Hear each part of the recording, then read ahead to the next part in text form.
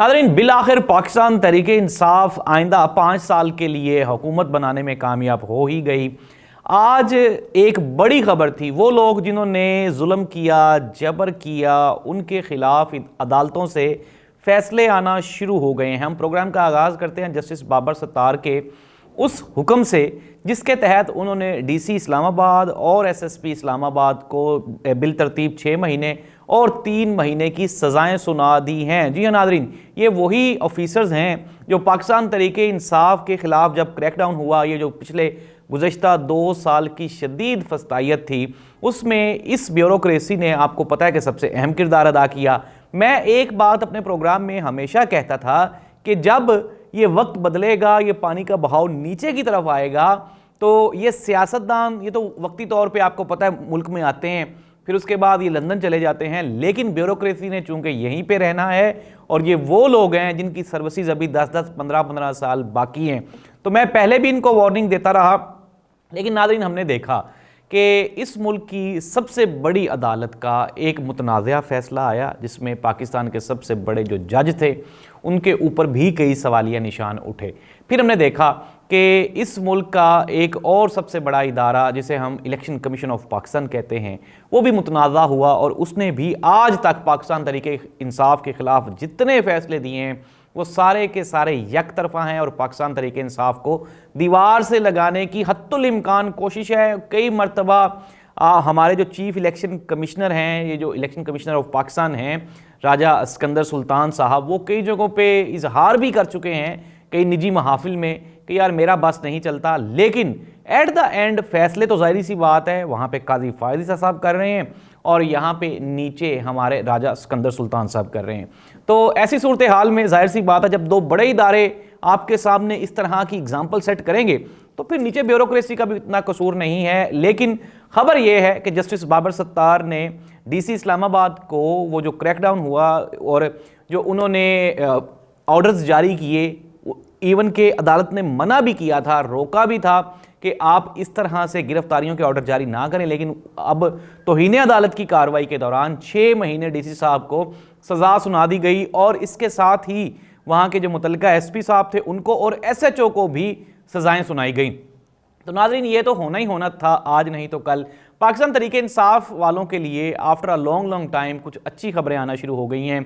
एक तो ये है कि पीटीआई ने कौमी असम्बली में उनके जितने अरकान थे, एक आई थिंक सो दैट कि वो एक उनमें से लौटा हुआ है और उसके अलावा वो भी लाहौर से था, वसीम कादर, उसके अलावा जितने भी लोग थे वो सारे के सारे पार्टी के साथ खड़े हुए हैं, सिंसियर हैं और आज कौमी असम्बली का कल से हलफ उठाए जा रहे हैं। आज स्पीकर और डिप्टी स्पीकर का भी इंतखाब हो गया। लेकिन इससे भी पहले सबसे बड़ी खबर जो कि पाकिस्तान तहरीके इंसाफ के लिए है कि केपीके में अली अमीन गंडापुर साहब ने वजारत आला का मनसब का हलफ उठा लिया है और हलफ उठाते ही उन्होंने दबंग ऐलानात किए हैं। एक तो उन्होंने कहा जी करप्शन करने वालों को बिल्कुल भी नहीं छोड़ा जाएगा, दहशतगर्दी के खिलाफ अपने सूबे की हिफाजत करेंगे और सूबे में किसी भी गाड़ी को, इवन कि वो किसी भी इदारे की हो, उनको बग़ैर इजाज़त और बग़ैर तलाशी के एंटर नहीं होने देंगे।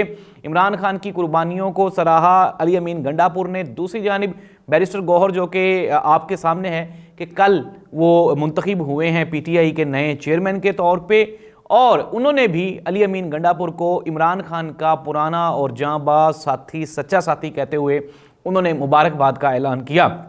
तो पाकिस्तान तहरीके इंसाफ के लिए अच्छी खबरें हैं। कौमी असम्बली में मियां मोहम्मद शहबाज शरीफ साहब जूं ही नमोदार हुए, यानी कि एंटर हुए वो कौमी असम्बली में, तो शेर अफजल मरवत साहब ने जूता लहरा कर उनका इस्तकबाल किया। फिर हमने देखा कि किस तरह से जितने भी पाकिस्तान तहरीके इंसाफ के ओहदेदारान को जब कौमी असम्बली के डाइस पे बुलाया गया तो उन्होंने मुस्लिम लीग नून की मैंडेट चोरी और फिर उसके बाद जो बूट पॉलिशिंग पॉलिसी थी उसको उन्होंने उधेड़ के रख दिया। और हमने देखा कि बैरिस्टर गौहर ने ये कहा भी कि अभी तक ज़ाहिर सी बात है ऐवान इनकम्प्लीट है तो आप वोटिंग ना करवाएं, लेकिन ज़ाहिर सी बात है नाज़रीन, ये तो सारी चीज़ें गुज़श्ता 2-2.5 साल पहले की तय हो चुकी हुई थी।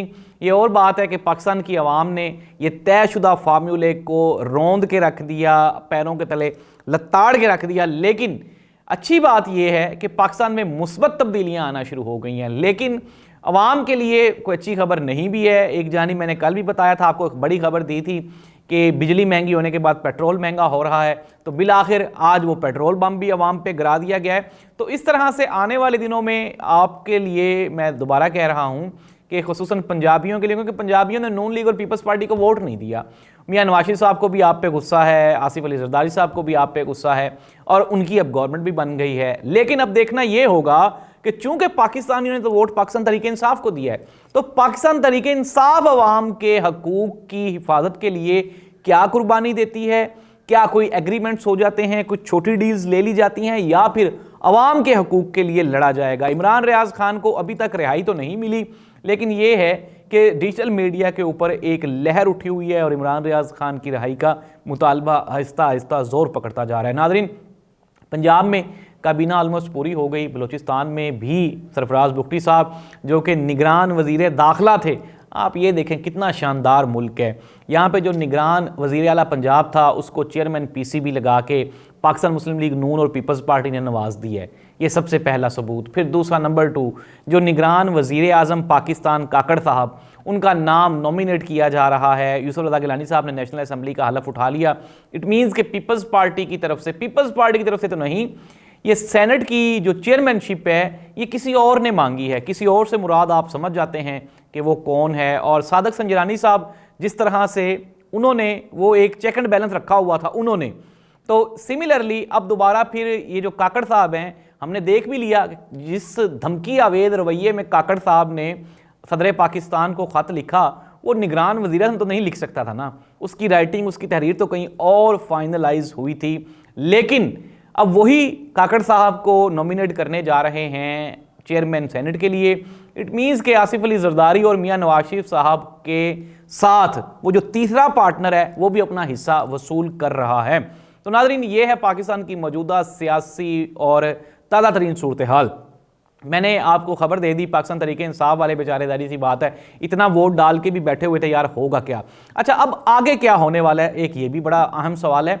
अच्छा, एक तो ये है कि KPK में जाहिर सी बात है आपके सामने PTI की गवर्नमेंट बन गई है, मरकज़ में हलफ उठा लिया गया है। आप एक चीज़ जहन में रखें और वो ये है कि गुज़श्ता 2 साल पाकिस्तान तरीके इंसाफ ज़ीरो पावर में थी, ज़ीरो पावर में। KP भी छोड़ दिया था, पंजाब में भी नहीं थे, मरकज़ में भी नहीं थे, एक सेनेट था, वहाँ पे सेनेटर्स को भी उठाया जा रहा था। अच्छा, अब आप ज़रा मुवाजना कर लें गुज़श्ता 2 साल का अब मौजूदा, ये जो अब मौजूदा पीरियड है इसके साथ। एक तो ये है कि KP में गवर्नमेंट बन गई है और एक शेल्टर मिल गया पाकिस्तान तरीके इंसाफ वालों को, एक पावर मिल जाएगी वहाँ से। नंबर 2, दूसरी बात, सबसे बड़ी आपके ऐवान में, आपकी कौमी असम्बली में सबसे बड़ी जमात जिसके पास सबसे ज़्यादा मुंतखब अरकान हैं, और वो पाकिस्तान तरीके इंसाफ है। ये सुन्नी इत्तेहाद के साथ उनका इत्तेहाद है, अलाइंस है। तो इस तरह से आपको कौमी असम्बली में भी ज़ाहिर सी बात है आगे चल के वो जो स्टैंडिंग कमेटीज़ की चेयरमैनशिप होती हैं उसमें ज़ाहिर सी बात है पाकिस्तान तरीके इंसाफ की मर्ज़ी के बगैर कोई भी फैसला किया नहीं जा सकेगा। Opposition, leader of the opposition भी ज़ाहिर सी बात है वो पाकिस्तान तरीके इंसाफ की तरफ से बनाया जाएगा। एक कोशिश तो की जा रही थी कि PTI को कोई ऐसा फार्मूला लगाया जाए कि अपोजिशन लीडर ना बनाने दिया जाए, लेकिन उस चीज़ को इमरान खान ने बड़ी अच्छी तरह से नॉकआउट करते हुए चीज़ों को अंडरस्टैंड किया है और दोबारा फिर पावर पॉलिटिक्स में एंट्री हो गई है ये पाकिस्तान तरीके इंसाफ की। अब ये चीज़ें सिक्योर हो जाएंगी, बेहतर हो जाएंगी। वो जिस तरह से जुर्लू फिरा हुआ था ना कि जहाँ पे PTI बेचारे का वर्कर नज़र आया, आहिस्ता आहिस्ता इलेक्शंस हो गए हैं, तंजीम साजी का अमल शुरू होगा। पंजाब में मैं पहले भी कह चुका हूँ कि पाकिस्तान तरीके इंसाफ अभी तक मुतहरक दिखाई नहीं देती। ये और बात है कि पंजाब में सबसे ज़्यादा सीट्स पाकिस्तान तरीके इंसाफ जीतने में कामयाब हुई, लेकिन अभी तक पंजाब की जब ये बॉडी बन जाएगी, तश्कील दे दी जाएगी, फाइनलाइज हो जाएगी, फिर उसके बाद चीज़ें आहिस्ता आहिस्ता सिस्टमाइज होना शुरू हो जाएंगी। अब आहिस्ता आहिस्ता पाकिस्तान तरीके इंसाफ की वो जो मीटिंग्स होंगी, फिर उसके अलावा उनके जो अहदेदारान हैं, जो शहरों में उनके काउंसलर्स, चेयरमैन, ये वो, यानी जो लोअर लेवल की उनकी पॉलिटिक्स होगी वो आपको एक्टिव दिखाई देगी। नाज़रीन, पाकिस्तान की तारीख में पहली मर्तबा हुआ है कि 50 से ज़्यादा ऐसे लोग हैं जो कि आपके सामने है कि लोअर मिडिल क्लास लोग हैं जिनको पाकिस्तान तरीके इंसाफ ने मौका दिया है और वो असम्बली का हिस्सा बनने जा रहे हैं। नाज़रीन, ज़रूरत इस अमर की है कि पाकिस्तान को बहरानों से निकाला कैसे जाएगा, ये एक बड़ा सवालिया निशान है जिसका जवाब पाकिस्तान पीपल्स पार्टी, मुस्लिम लीग नून और उसके 5 इत्तेहादी जमातें वो मिल के ढूंढेंगी, लेकिन उनको मिलेगा नहीं क्योंकि उनके पास ना ही तो मैंडेट है और फिर जाहिर सी बात है अपने अपने ज़ाती मुफादात का तहफ़्फ़ुज़ भी तो करना है। ये और बात है कि मुस्लिम लीग नून गुज़श्ता 2 साल तो अपने केसेस मुआफ़ करवाने में और मियां नवाज शरीफ साहब की रिहाई और बरियत पे काम करती रही। अब चूँकि केसेस भी कम हैं और ज़ाहिर सी बात है पावर में भी आ गए हैं, हो सकता है कि कुछ बेहतरी आ जाए, लेकिन चूँकि बंदर बांट का सिलसिला जारी रहेगा, 7 जमातें मिली हैं ये, और ब्लैक मेलिंग का जो सिलसिला है वो अभी से MQM ने शुरू कर दिया है कि 4 वजारतें दें वरना हम नहीं बैठ रहे। पाकिस्तान पीपल्स पार्टी ने, वो हम देख रहे थे कि वो तो बिल्कुल भी तैयार ही नहीं है पावर शेयरिंग में या फिर इक़्तिदार लेने के लिए। सिवाय सदारत के मेरा नहीं ख्याल कि पाकिस्तान पीपल्स पार्टी इनके साथ कोई और पावर शेयरिंग का फार्मूला अपनाएगी। तो इस तरह से हुकूमत कमज़ोर है, अपोजिशन ताकतवर है। देखना ये होगा कि ये सिस्टम जो लंगड़ा लूला है और चोरी किया हुआ मैंडेट है, तो देखना ये होगा आया कि ये चोरी किया हुआ मैंडेट गवर्नमेंट ऑफ पाकिस्तान को कितने दिन तक सियासी इस्तेहकाम दे सकता है। PTI ने IMF को ख़त लिख दिया हुआ है और हालात आगे टाइट होने वाले हैं। अल्लाह इस मुल्क का हामी नासिर हो। KPK में सबसे बड़ी बात यह है जो मैं आपको बताना भूल गया कि सेहत कार्ड का उन्होंने कहा है कि यकम रमज़ान से हम लोग सेहत कार्ड शुरू कर देंगे, जो कि एक बहुत बड़ा प्रोजेक्ट होगा। इसके मुकाबले में पंजाब गवर्नमेंट ने लैपटॉप और टैबलेट्स और दोबारा फिर ये जो रेनोवेशन है मेट्रो बस की, इसके ऊपर फोकस किया है। फैसला आपने खुद करना है कि आया कि जो पार्टी डिलीवर करने में कामयाब हो जाएगी वही पाकिस्तान का सियासी मुस्तकबिल संभालेगी। अल्लाह इस मुल्क का हामी नासिर हो। अल्लाह हाफिज़।